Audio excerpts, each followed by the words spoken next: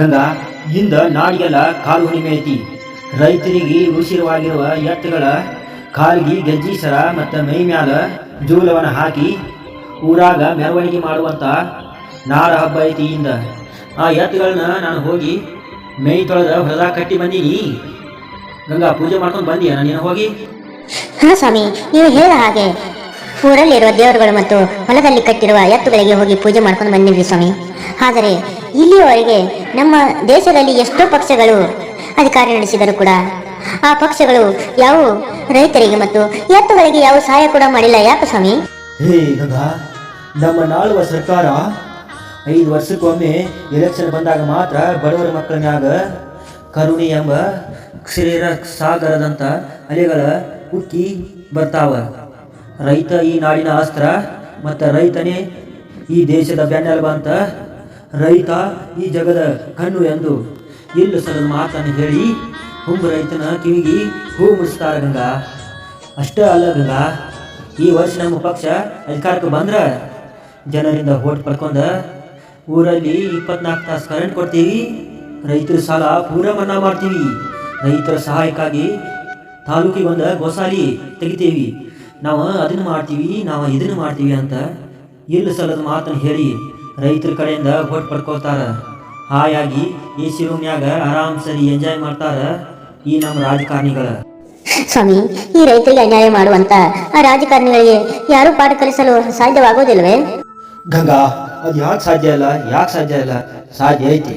ಆದರೆ ನಮ್ಮ ರೈತರ ಎಲ್ಲರೂ ಒಗ್ಗೂಡಿ ಆ ರಾಜಕಾರಣಿಗಳ ಓಟ್ ಕೆಳಗೆ ಬರ್ತಾರಲ್ಲ ಮನೆ ಬಾಗಿಲಿಗೆ, ಅವಾಗ ಅವ್ರ 4 ರೂಪಾಯಿ ಕಾಸು ಕೊಡ್ತಾರಲ್ಲ, ಅದಕ್ಕೆ ನಾವು ಶರಗ್ ಹೊಡೆದ ನಿಂತ್ರ ಮಾತ್ರ ಸಾಧ್ಯ. ಅಂದಾಗೆ ಮಾತ್ರ ಗಂಗಾ ಆ ಕೆಟ್ಟ ರಾಜಕಾರಣಿಗಳಿಗೆ ತಕ್ಕ ಪಾಠ ಕಲಿಸ್ಬೋದ ನಾವೆಲ್ಲ ರೈತರು ಕೂಡಿ. ಇಲ್ಲವಾದ್ರೆ ಗಂಗಾ, ರೈತರ ಮಕ್ಕಳ ದಲ್ಲಾಳಿ ಅಂಗಡಿಯಾಗ ಇಲ್ಲ ಬ್ಯಾಂಕ್ಗಳೆಲ್ಲ ಸಾಲ ಸೂಲ ಮಾಡಿ ಈ ವರ್ಷ ಮಳೆ ಭಾಳ ಆಗಿ ಆ ನಮ್ಮ ರೈತರೆಲ್ಲ ಬೆಳೆದ ಬೆಳೆ ಹಾಳಾಯ್ತಲ್ಲ. ನಮ್ಮ ರೈತರೆಲ್ಲ ವಿಷಯ ಕುಡಿದ ಸತ್ತು ಹೋಗ್ಬೇಕಾಗತ್ತದೆ ಗಂಗಾ, ಸತ್ತು ಹೋಗ್ಬೇಕಾಗತಿ ಗಂಗಾ. ಇಷ್ಟೇ ನಮ್ಮ ರೈತ ಮಕ್ಕಳ ಕತೆ. ಹಾ ಸ್ವಾಮಿ, ನಿಮ್ಮ ಮಾತು ನಿಜಾನೇ ರೀ. ಮೋಸ ವಂಚನೆಗೆ ಬಲಿಯಾಗದ ರೈತ ಬೆಳೆದ ಬೆಳೆಗೆ ಸರಿಯಾದ ಬೆಲೆ ಸಿಗದೆ ಇದ್ರ ರೈತ ಆತ್ಮಹತ್ಯೆ ಮಾಡ್ಕೋಬೇಕಾಗತ್ತೆ ರೀ. ಹಾ ಗಂಗಾ, ಈ ನಮ್ಮ ರೈತ ಮಣಿತಾಣಿಗಳೆಲ್ಲ ಒಂದೇ ಆಗ್ಬೇಕಾದ್ರ ಅನ್ನ ಹಜಾರಿ ಅಂತ ಹೋರಾಟಗಾರರ ಚುಕ್ಕಾಣಿ ಹಿಡಿಬೇಕ. ಹೌದು ಸ್ವಾಮಿ, ಊರು ಚಿಂತೆ ಮಾಡಿ ಉಲ್ಲಾಸೊರಗಿದೆ ಎಂದಂತೆ ಆ ದೇವರು ನಮಗೆ ದುಡಿಯಲು 2 ಕೈ ಕೊಟ್ಟಿದ್ದಾನೆ. ಆ ದುಡಿಯೋ ಕೈಗೆ ಇನ್ನೂ ಒಟ್ಟು ದೇವರ ಶಕ್ತಿ ಕೊಡ್ರೆ ಸಾಕ. ಇನ್ನು ಉಳಿದ ಆಸೆ ನಮ್ಗೆ ಯಾಕೆ ಬೇಕ್ರಿ? ಗಂಗಾ, ಇದು ಆಸೆ ಮಾತಲ್ಲ ಗಂಗಾ, ಆಸೆ ಮಾತಲ್ಲ. ಇಡೀ ನಮ್ಮ ರೈತ ಜನಾಂಗ ಬಿಸಿಲ ಮಳಿ ಚಳಿ ಎಣದ ಹಗಲಿರಳ ಬಿಸಿಲು ಮಳಿ ಎಣದ ದುಡಿತಿರುವಾಗ ಈ ನಮ್ಮ ರೈತರಿಗೆ ಆ ಸರ್ಕಾರ ಸಹಾಯ ಮಾಡ್ಬೇಕ ಗಂಗಾ, ಸಹಾಯ ಮಾಡ್ಬೇಕ. ಸ್ವಾಮಿ, ನೀವು ತಿರ್ಕನ ಕನಸೆ ಕಾಣಕತ್ತೀರಿ. ಗಂಗಾ, ಈ ರೈತ ಕಾಣು ಕನಸ ನನಸಾಗಬೇಕಾದ್ರ ನಮ್ಮ ನಾಳುವ ರಾಜಕಾರಣಿಗಳ ವಿರುದ್ಧ ನಂಜಕೋರ ಸರ್ಕಾರ ಅಧಿಕಾರಿಗಳ ವಿರುದ್ಧ ಹಿಂದೆ ಆಯ್ತಲ್ಲ ಆ ನರಗುಂದ ಬಂಡಾಯ, ಆ ಬಂಡಾಯದ ಹಂಗ ಬುಗಿದೆದ್ದುಕೊಳ್ಳಬೇಕ ಈ ನಮ್ಮ ರೈತ ಜನಾಂಗ. ಅಂದಾಗ ಈ ನಮ್ಮ ಹಸಿರು ಕ್ರಾಂತಿಗೆ ಜಯ ಸಿಕ್ಕಂಗಾಗುತ್ತದೆ ಗಂಗಾ, ಜಯ ಸಿಕ್ಕಂಗಾಗುತ್ತೈತಿ.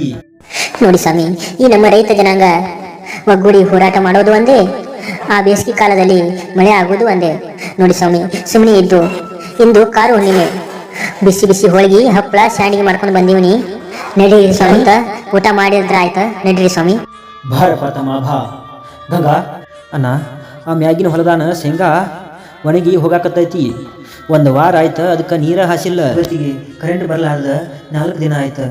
ಹೀಗಾದ್ರೆ ಈ ರೈತರು ಭಾಳ ಕೇಳೋರು ಯಾರ? ಅಣ್ಣ, ಈ ರೈತನ ಮಕ್ಕಳ ಬಾಯಿ ಸತ್ತ ಮೂಕನ ಹಂಗೆ ನಿಂತ್ರ ಹೊಲ ಮನಿ ಮಾರ್ಕೊಂಡ ಬೀದಿಯಲ್ಲಿ ಭಿಕ್ಷಾ ಬೇಡಬೇಕಾಗುತ್ತೈತಿ.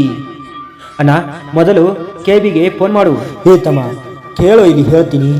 ಆ ಕೆಬಿಗೆ ಫೋನ್ ಮಾಡುವುದು ಒಂದು, ನಾವು ಎಲ್ಲರ ಸೇರಿ ಹಾಳು ಬಾಯಿಗೆ ಬೀಳೋದು ಒಂದು. ಯಾಕಂದ್ರೆ ಅವ್ರ ಹತ್ರ ಮೊದಲ ಉತ್ತರ ರೆಡಿ ಇರ್ತೈತಿ. ಹೆಡ್ ಆಫೀಸ್ನಾಗ ಕರೆಂಟ್ ಇಲ್ಲ, ನಾವೇನು ಮಾಡ್ಬೇಕ ಅಂತ ಇಂಥ ಉತ್ತರ ಅವ್ರ ಕಡೆ 100 ಇರ್ತಾವ. ನಮಸ್ಕಾರ ಬೀಗರಿಗೆ. ಬಾರಯ್ಯನ, ಈಗ ಬಂದ್ಯಾ? ಮಾವ ಎಲ್ಲರ ಮೋತಿ ಸಪ್ಪಗಾದಂತೆ ಇದೆ, ಏನಾಯ್ತು ಹೇಳಿ ಮಾವ. ನೋಡು ರಾಯಣ್ಣ, ರೈತರಾಗಿ ಈ ಭೂಮಿಗೆ ಬಂದ ಮ್ಯಾಗ ರೈತರ ಕಷ್ಟ ಕೇಳೋರು ಯಾರ? ದುಃಖ ಪಡಲೇಬೇಕು ಅಳಿಯ ಈ ರೈತರ ಮನೆಯ ಮಕ್ಕಳು. ಮಾವ, ಈ ನಿಮ್ಮ ಚಿಂತೆ ದೂರ ಮಾಡಾಕ ಈ ನಿಮ್ಮ ಅಳಿಯ ಇನ್ನೂ ಜೀವಂತದಾನ ಅನ್ನೋದ ನಿಮಗೆ ನೆನಪಿರಲಿ ಮಾವ. ಆದರೆ ರಾಯಣ್ಣ, ಆದರೆ ಎಂಬ ಮಾತು ಯಾಕ? ಕಂಡ ರೈತರನ್ನು ಹೆದರಿಸಿ ಬೆದರಿಸಿ ಹೊಲವನ್ನು ತನ್ನ ಹೆಸರಿಗೆ ಬರಿಸಿ ಅದ ಹೊಲದಾಗ ಗಳಿಕೆ ಮಾಡಿ ಕೋಟಿ ಹಣ ಗಳಿಸ್ಕೊಂಡ ಈಗ ಆ ಎಸಿ ಕಾರ್ದಾಗ ತಿರುಗಾಡುವ ಆ ಗೌಡನ ಕಡ್ದ ವಿಧಾನಸೌಧದ ಹೆಬ್ಬಾಲಿಗೆ ತೋರಣ ಮಾಡಿ ಕಟ್ಟಲಿಲ್ಲ ಅಂದ್ರ ನನ್ನ ಹೆಸರು ರಾಯಣ್ಣನ ಅಲ್ಲ. ನಿಲ್ಲು ರಾಯಣ್ಣ ನಿಲ್ಲು. ಈ ನಾಡಿನ ರೈತ ಮಕ್ಕಳ ಜೊತೆ ಅಂದರ್ಬಾರ್ ಆಟ ಆಡುತ್ತಿರುವ ಆ ಸುರೇಂದ್ರ ಮತ್ತು ನಾಗರೆಡ್ಡಿ ಅಂತ ದುಷ್ಟ ರಾಜಕಾರಣಿ ಅವರ ಹೆಡಕ ಮುರಿದು ಈ ನಮ್ಮ ಊರಿನ ಹೆಬ್ಬಾಲಿಗೆ ತೋರಣಾಗಿ ಕಟ್ಟಬೇಕ. ಹೌದು ಮಾವ, ಭೂಮಿ ತಾಯಿಯಲ್ಲಿ ದುಡಿದು ಇಡೀ ಜಗತ್ತಿಗೆ ಅನ್ನ ಹಾಕುವ ಈ ರೈತನಿಗೆ ನಾಯಿಕ್ಕಿಂತ ಕೀಳಾಗಿ ಕಾಣ್ತಾರ ಆ ಭ್ರಷ್ಟ ರಾಜಕಾರಣಿಗಳ, ಈ ಸರ್ಕಾರದ ಕಳ್ಳ ರಾಜಕಾರಣಿಗಳ. ಅವರಿಗೆ ಒದ್ದು ಬುದ್ಧಿ ಕಲಿಸ್ಬೇಕಾದ್ರ ಮೊದಲು ನಮ್ಮ ರೈತ ಜನಾಂಗದವರ ಶಾಂತಿ ಸಮಾಧಾನ ಎಂಬ ಕೆಟ್ಟ ಸಂಪ್ರದಾಯವನ್ನು ತೆಗೆದು ಹಾಕಬೇಕಾಗತ್ತ. ಶೇಡು ಕ್ರಾಂತಿ ಎಂಬ ಮಧ್ಯ ಜಪಿಸುತ್ತಾ ಗಂಡು ಗಚ್ಚಿ ಹಾಕಿ ರೈತನ ಕ್ರಾಂತಿಯಾದ ಹಸಿರು ಟವಲನ್ನು ತಲೆಗೆ ಸುತ್ತಕೊಂಡ ಒದ್ದಾಗ ಬುದ್ಧಿ ಕಲಿತಾರ ಈ ದುಷ್ಟ ರಾಜಕಾರಣಿಗಳ. ನೀವು ಕೊಟ್ಟ ಮಾತಿನಂತ ಮಾವ ನಾನು ಅವ್ರಿಗೆ ತಕ್ಕ ಪಾಠ ಕಲಿಸುತ್ತೇನೆ ಮಾವ. ನಾನು ಹೂ ಅಂದ್ರೆ ಪ್ರೇಮಿ, ಹೂ ಅಂದ್ರೆ ಸುನಾಮಿ. ನಾವು ಸಿಗರೇಟ್ ಫ್ಯಾಕ್ಟ್ರಿ ಕಟ್ತೀವಿ, ನೀವು ಸೇರ್ತೀರಿ, ನಾವು ಶ್ರೀಮಂತರಾಗ್ತೀವಿ. ನಾವು ಗುಟ್ಕಾ ಫ್ಯಾಕ್ಟ್ರಿ ಕಟ್ತೀವಿ, ನೀವು ತಿಂತೀರಿ, ನಾವು ಶ್ರೀಮಂತರಾಗ್ತೀವಿ. ನಾವು ಹಾದಿ ಬೀದಿಯಾಗ ಬಾರ್ ಅಂಗಡಿ ಓಪನ್ ಮಾಡ್ತೀವಿ, ನೀವು ಹೆಣ್ರ ಮಕ್ಕಳ ಬಿಟ್ಟು ಕೆಸಂದ ಬಂದ ಕುಡಿತೀರಿ, ನಾವು ಶ್ರೀಮಂತರಾಗ್ತೇವೆ. ಆದರೆ ರೈತ ಬಿತ್ತಿ ಅನ್ನವನ್ನು ಇಡೀ ಜಗತ್ತ ತಿಂದರೆ ರೈತ ಶ್ರೀಮಂತರಾಗೋದಿಲ್ಲ. ಇದನ್ನು ಯಾರು ನೀವು ವಿಚಾರ ಮಾಡಿದ್ರೇನ? ವಿಚಾರ ಮಾಡಿರೇನ? ಇಲ್ಲ, ನಿಮ್ಮನ್ನು ವಿಚಾರ ಮಾಡಕ್ಕೆ ನಾವು ಬಿಟ್ಟಿಲ್ಲ. ಸಾಲ ಸೋಲ ಮಾಡಿ ಬೀಜ ತರ್ತೀರಾ, ಆದರೆ ಸರಿಯಾದ ಟೈಮ್ಗೆ ಮಳೆ ಇರೋದಿಲ್ಲ, ಕರೆಕ್ಟ್ ಟೈಮ್ಗೆ ಕರೆಂಟ್ ಇರಲ್ಲ. ಸೊಸೈಟಿ ಬ್ಯಾಂಕ್ಗಳಲ್ಲಿ ಸಾಲ ಮಾಡ್ತೀರಾ, ಆ ಸರ್ಕಾರ ಬಂದ ಈ ಸರ್ಕಾರ ಬಂದ ಸಾಲ ಮನ್ನಾ ಮಾಡ್ತೈತೆ ಅಂತೇಳಿ ಕನಸು ಕಟ್ಕೊಂಡ ಕುಂತಿರ್ತೀರಾ. ಆದರೆ ಅದೇ ಸರ್ಕಾರ ಆ ಜನ ಈ ಜನ ಆ ಭಾಗ್ಯ ಈ ಭಾಗ್ಯ ಅಂತ 5 ವರ್ಷ ಗುಮ್ಮಿಸ್ಕೊಂಡ ಕೂಡ್ತೀರಿ. ಇದನ್ನೆಲ್ಲ ತಿಳಿದವ ಯಾವನಾದ್ರೆ ಒಬ್ಬ ಮುಂದೆ ಬಂದ ಸ್ಟ್ರೈಕು ಹೋರಾಟ ಅಂತ ರೋಡಿಗಿಳಿದ್ರ ಅವನನ್ನ ಕಣ್ಣಲ್ಲಿಟ್ಟ ಯಾವುದಾದ್ರೂ ಒಂದು ಸಮಯದಲ್ಲಿ ಅವನ ಗುಮ್ಮಿ ಕಳಿಸ್ಬಿಡ್ತೀವಿ. ಅಂಥದ್ರಲ್ಲಿ ರೈತ ಶ್ರೀಮಂತ ಆಗಂದ್ರೆ ಎಲ್ಲಿ ಹಾಕಣ್ರಿ? ಆಗಾಗ ನಮ್ಮಂಥ ಕಳ್ನಾಯಕರ ಬಿಡೋದಿಲ್ಲ. ಈ 21ನೇ ಶತಮಾನದಲ್ಲಿ ಸತ್ಯ, ನ್ಯಾಯ, ಧರ್ಮ, ನೀತಿ ಈ 4 ವೇದಾಂತವನ್ನು ಪಾಲಿಸಿಕೊಂಡವನಾದ್ರೆ ಯಾವನಾದ್ರೂ ಇಲ್ಲಿಯವರೆಗೆ ಅಂತಸ್ತು ಗಳಿಸ್ಕೊಂಡಾರೇನ? ಇಂಪಾಸಿಬಲ್. ಅಂದಮೇಲೆ ನಾನೊಬ್ಬ ಇಲ್ಲಿ ರೈತಾಪಿ ಕುಲಕ್ಕೆ ಎಳ್ಳು ನೀರು ಬಿಟ್ಟುಕೊಂಡು ಖತರ್ನಾಕ್ ಕ್ಯಾದಿ ತೊಟ್ಟ ಈ ಹೊಲಸು ಸಮುದ್ರದಲ್ಲಿ ಈಜಲು ಹೊಂಟಿದ್ದೀನಲ್ಲ, ನಾನು ಖಾದಿ ತೊಟ್ಟು ನ್ಯಾಯ ಎಂಬ ರಾಷ್ಟ್ರದಲ್ಲಿ ಧರ್ಮವಂತ ಎಂದು ಹೆಸರು ಗಳಿಸಿಕೊಳ್ಳಲು ಹೊಂಟರೆ ಮೈ ತುಂಬ ಆ ಕೆಸರ ಮೆಚ್ಕೊಳ್ಬೇಕಾಗತ್ತ. ಅದೇ ಖಾದಿ ತೊಟ್ಟ ಅನ್ಯಾಯ ಧರ್ಮವನ್ನು ತುಳಿದ ಈ ಸಮಾಜದಲ್ಲ ನಂದ ಸ್ವಂತ ಬ್ರ್ಯಾಂಡ್ ಕಟ್ಟಿ ಈ ಧನಿಕರ ದುನಿಯಾದಲ್ಲಿ ಕರೋಡ್ಪತಿಯಾಗಿ ನನ್ನ ಗತ್ತು ಇಷ್ಟೆಲ್ಲ ನೆರವೇರಬೇಕಾದ್ರ ನಾನು ಹಿಂದೆ ನಾಗೇಶ್ ರೆಡ್ಡಿ ಅವರ ಅಂಥದರ ಮನೆಗೆ ಕಾಲಿಡಲೇಬೇಕು. ಯದಾ ಯದಾ ಈ ಧರ್ಮಶ ಗ್ಲಾನಿರ್ಭವತಿ ಭಾರತ ಅಭ್ಯುತ್ಥಾನ ಧರ್ಮಶ ತದಾತ್ಮಾನ ಸುಜಾಹಮಂ. ಏನಪ್ಪ ಈ ಕಳ್ನಾಯಕದ ಬಾಯಿನಲ್ಲಿ ಸಂಸ್ಕೃತದ ಶ್ಲೋಕ ಬರ್ತಾ ಇದೆಯಲ್ಲಂತ ಸಂಶಯ ಪಡ್ತಾ ಇದ್ರೇನ? ಒಟ್ಟಾರೆ ಇದರ ಅರ್ಥ ಗೊತ್ತಾ?